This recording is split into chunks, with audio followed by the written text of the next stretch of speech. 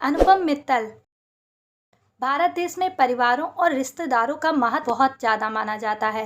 चाहे छोटा मोटा कार्यक्रम हो या शादी, हर जगह परिवार के लोग और रिश्तेदार ही इन कार्यों को संपन्न करते हैं। शादी के लिए लड़के या लड़के की तलाश माता पिता, परिवार के बुजुर्ग, रिश्तेदारों या फिर किसी पहचान के पंडित के द्वारा की जाती थी। लेकिन 90 के दशक में अनुपम ने ऑनलाइन मैच मेकिंग वेबसाइट शादी.com बनाकर लोगों को अच्छे रिश्ते खोजने का एक नया तरीका सिखाया। अनुपम मित्तल शादी.com के फाउंडर और सीईओ हैं। अनुपम मित्तल पीपल ग्रुप के भी फाउंडर हैं, जिसकी शुरुआत 2004 में की गई थी। अनुपम मित्तल का जन्म मुंबई के एक बिजनेस फैमिली में हुआ था। बिजनेस फैमिली में जन्म होने के कारण इनको वैसा ही माहौल मिल गया था।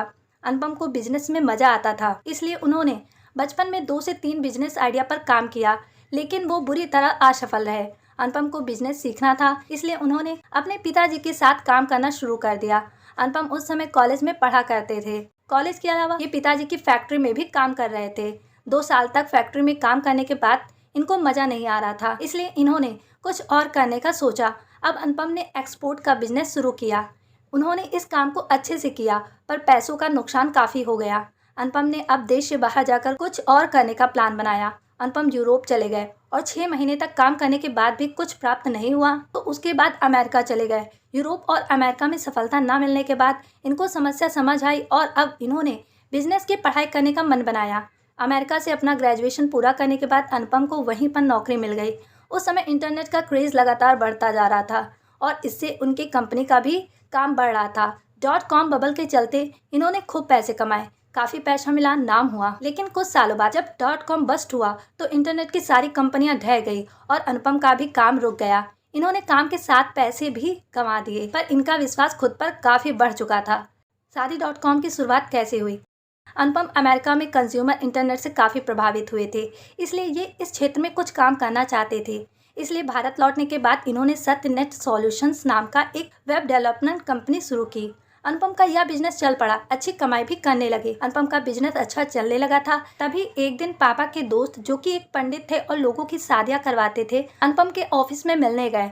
पंडित जी कुछ लड़कियों के बायोडाटा दिखाने लगे और अनुपम समझ गए पंडित जी किस लिए इनसे मिलने आए हैं। अनुपम ने पंडित जी को रोका और कहा कि आप ये सब रहने दीजिए, इन बायोडाटा को इंटरनेट पर डाल देते हैं, लोग अपना हमसफर कभी भी और कहीं से भी ढूंढ पाएंगे। वहीं से एक नए आइडिया का जन्म हुआ। अनुपम ने अपने इंजीनियर्स को कहकर सगाई.com नामक एक वेबसाइट तैयार कराई। सगाई.com लोगों के बीच काफ़ी पॉपुलर हुआ और काफ़ी लोगों ने इनकी सर्विस इस्तेमाल की। अनुपम को ये नाम सही नहीं लग रहा था, इसलिए वो इसका नाम बदलना चाह रहे थे। वो एक ऐसा नाम चाहते थे जो लोगों को याद रहे और सबके लिए रेलेवेंट हो।